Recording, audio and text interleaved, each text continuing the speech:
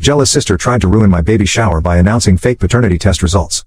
Then her husband unexpectedly served her with divorce papers in front of everyone. Minnie and I are a year apart in age. She is 31F, and I am 30F. Growing up, my sister would tell me many times that she was jealous of me and that she disliked me. It would make me really sad because she was my only sibling, and I loved and admired her a lot. I had always looked up to her and tried to be close to her, but she pushed me away. When she was happy, she was a great sister, a really fun and creative person. However, whenever we got into arguments, she would say really mean things to me and try to physically harm me by either punching me, pushing me, or pulling my hair. My parents would scold her for doing this since she was older than me. I would try to tell her how much I looked up to her and wanted to be close with her, but she always resented me. Minnie always had a more outgoing personality.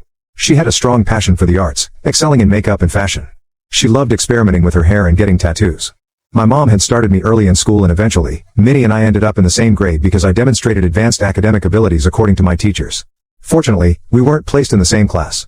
Minnie did not like this and often saw me as her competition because I was more academically inclined. It wasn't a high bar, though, as Minnie simply disliked doing homework, making my pretty average grades appear stellar. I consistently earned a mix of B's and A's, while Minnie typically got C's and B's. Her strengths lay in art, drama, cooking, sewing, and dance. As I grew up, I ended up falling in love with the violin since my mother pushed me to learn it and dabbled in learning French and Korean. Minnie was part of the drama department at school and spent most of her evenings practicing for plays. Things took a turn for her when she got kicked off the drama team due to a fight with fellow students. The drama unfolded because Minnie discovered her boyfriend cheating on her with another girl from their department. In response, Minnie decided to beat up the girl and set that girl's bag on fire. The incident led to Minnie being asked to leave the school, although nothing significant came out of it once my parents talked with the principal and compensated the girl also. To this day, I am not exactly sure about all the details, but I do remember that she had to repeat 11th grade. Our parents lectured her a lot and she was grounded until she turned 18. Because of this incident, her relationship with our parents suffered a lot and they were disappointed with her for a very long time. The longest romantic relationship had lasted only 6 months, and you know why? It's all because of my sister. I was not exactly on a mission to find the one, but every time I had any decent relationship, she would try to jeopardize it. Once I really liked a guy called Derek. He and I had been together for 4 months, and things were getting pretty serious. We were on the verge of meeting each other's parents when, out of the blue the night before, he blocked me from everywhere, phone number, iMessage, and Facebook. The only way we could communicate was face to face, so I ended up showing up uninvited at his house to talk. When I showed up at Derek's house uninvited, he seemed surprised to see me. I confronted him about being blocked on every platform and asked what had happened. Derek hesitated for a moment before admitting that my sister had reached out to him, expressing concerns and sharing stories about my alleged past that portrayed me in a negative light. Feeling a mix of frustration and disbelief, I pressed Derek to share the details of their conversation. He revealed that my sister had told him about how I had been talking to other guys throughout the time we had been dating and that she found me sending inappropriate pictures to one of my guy friends. I was mortified when I heard this. I tried to explain my side of the story, refuting the claims my sister had made, but Derek seemed uncertain and confused. He questioned me why would my own sister lie about me and make up something so serious. I felt like crying as I explained to him how my sister had always been jealous of me and would try to mess up my relationships. I had no idea that she could go so far as to make up such lies about me. The damage was done, and despite my efforts to salvage the relationship, he expressed doubts about continuing since he didn't want to be involved with someone who had a troublesome sister like Minnie. I understood where he was coming from since if I had a choice, I would not be related to her as well. Heartbroken and frustrated, I confronted my sister about her actions. After a lot of yelling, Minnie finally admitted to feeling insecure and jealous that I always dated good-looking guys. She told me that it was always easy for me to find guys and she hated me. She asserted that she thought I was too good for Derek, so she made up all those lies to drive him away from me. I was so pissed at her and it became very clear to me that her actions were driven by her own unresolved issues of jealousy. My parents reprimanded her and told her how wrong this was. Minnie didn't seem to care because in the end, she got what she wanted. Derek and I were broken up. This incident served as a turning point in my life, prompting me to start thinking about moving away from her.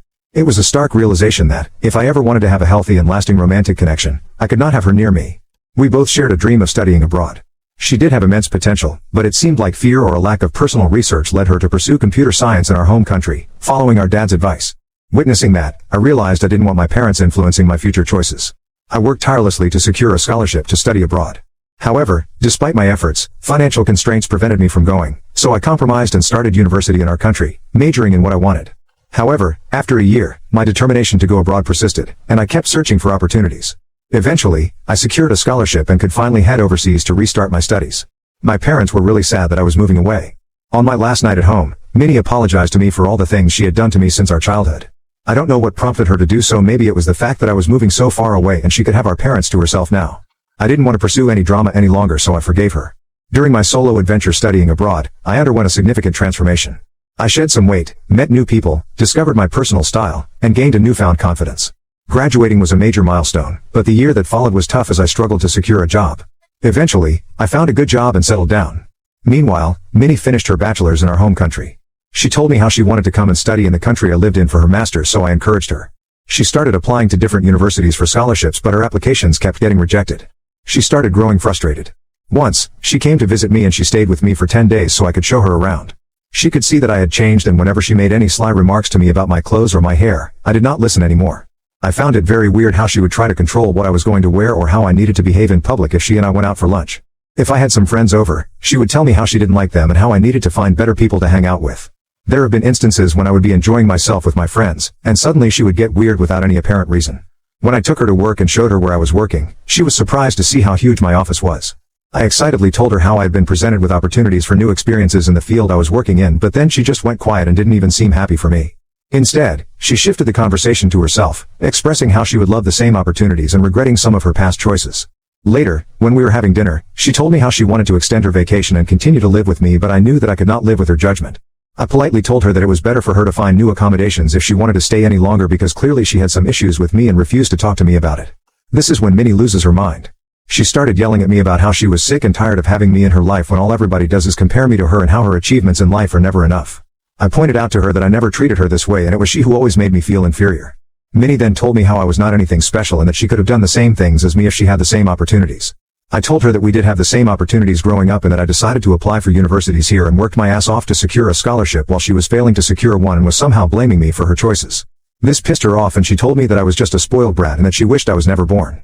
Those words hit me so much that I just got up from the table and locked myself in my room. 2 days later, when she flew back, without ever apologizing to me, I could finally breathe in peace. I realized just how much she and I had changed over the years, and I had started to dislike her presence a little by now. Eventually, I met my boyfriend James, who worked in the same industry as me. Our paths crossed all the time. We had mutual friends and during a gathering, we met and had a couple of drinks. It was super fun to talk to someone who understood my line of work, and I thought we would just be friends. Turns out, he liked me and asked me out the next day. We started dating and were together for 2 years before he proposed to me. I am close to his family since they live in the same country, and he has met my parents through video calls. We had been planning for our wedding when I received a job offer that would pay me double what I was earning in my current company. The only catch was that the new company was based in my home country. I discussed this with my fiancé and he and I both agreed that this was a life-changing opportunity, and I took the job. This is how I shifted back to my home country and my family finally met my fiancé. My parents really adore James and my dad spends his Sundays now golfing with him. My new job was going well and James eventually found a new job also. During this time, Minnie avoided me like the plague. She refused to meet me or James even though my parents would insist. She would make up random excuses to not meet us. She and I had not talked for a very long time, so I understood her hesitation, and honestly I did not mind. I was afraid that she might try to jeopardize my relationship with James just like she had done with all my previous relationships. James and I decided to get married after a few months of settling down in my home country. We booked plane tickets for his parents and grandparents so they could be there for us. We wanted to have a small and intimate wedding with only family and really close friends, and a short honeymoon as we both are really busy with work during this time. We chose to have our wedding in the huge backyard of my parents' house, and they were extremely happy about this. Our grandparents, parents, siblings, and friends all made speeches and we were showered with love and blessings. The only person who was missing was Minnie. She had apparently come down with a fever, or so she told us, which is why she could not attend. The food was awesome and everybody danced till midnight. We all had a great time, and then James and I flew for our honeymoon. A week later, we returned from our honeymoon and I was at my mother's place showing her some photos from my wedding when Minnie showed up. As I was talking to Mom about how happy grandparents were during my wedding, Minnie interjected asking if me and James were having any financial troubles. I laughed and told her how I had a much higher paying job now than before and how James was doing well also. She then mocked me by saying that maybe that was not the case since I had decided to get married in our parents' backyard. My mother came to my defense and told Minnie that there was nothing wrong with getting married in her backyard and that I wanted to have a smaller wedding, so it made sense for me. I agreed and told Minnie that I was thankful for her concern, but James and I did not like extravagant things despite our high income since we believed in using our money wisely. Minnie got really angry hearing this and